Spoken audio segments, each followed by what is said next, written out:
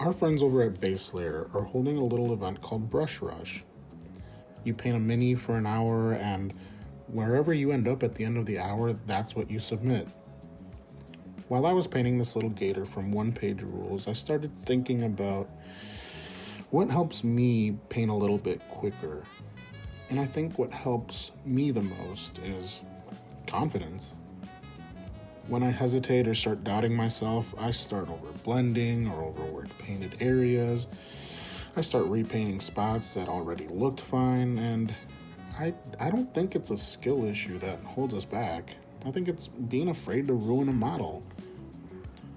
When I say that confidence helps me, it's not me being delusional thinking I'm the next Golden Demon award-winning bonehead.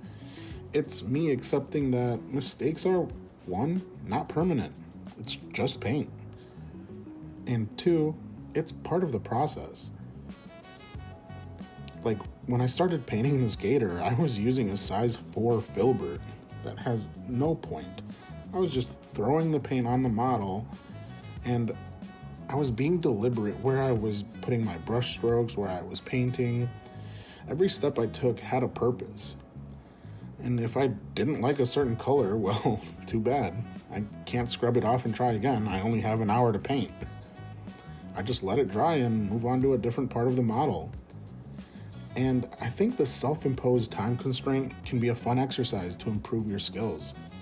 Just start painting, be confident in your brush strokes and color choices, and see where you end up. Because at the end of the hour, you'll have a painted model, and more importantly, you'll have an hour of purposeful practice. You'll quickly realize every mistake will bring a different lesson. You messed up on an edge highlight? Boom. You can practice brush control. You lay down the paint a little too thick? Boom. You learned about paint consistency. So, I encourage you to try this yourself. Paint boldly and confidently. Accept the mistakes you make, and finish your models. So here I was about halfway through my time, and I was kind of locking in. I was just finishing up the little details that I didn't focus on when I was painting the rest of the model, because it's a pretty decent sized model. I had a lot to cover. If I get focused on one thing at the start, I'm gonna have a mostly just black primed model. And I was using a lot of the same colors. I didn't have a huge color range here. I kind of mixed whatever I already had on my palette. And that's another way you can really build your confidence and your speed in painting, is just another self-imposed thing here. Just limit how many colors you have on the palette. If you have 36 different colors on your palette, you're not gonna remember what goes where and where goes what, and you're gonna just confuse yourself. So I find this helps me a lot too. And on top of that, when I'm mixing colors together, it helps tie all of the colors on the model together, because my browns are gonna have a little bit of the yellow, and my yellow is gonna have a little bit of the blue, and my blue is gonna have a little bit of the green. So it's all kind of mixing together and bringing like a color harmony to the model. I'm a big fan of limited color palettes. I feel like that really helps speed things along, and you learn a lot about how your paints work.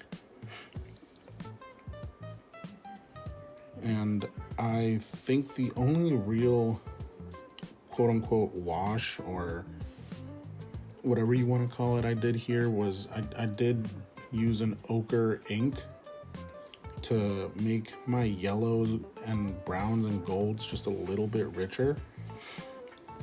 And yeah, I mean, I obviously I ran out of time. I didn't have time to paint the base and everything, but I'm pretty happy with how this guy ended up for an hour of painting. But yeah, give this a try. Give yourself an hour to paint a model.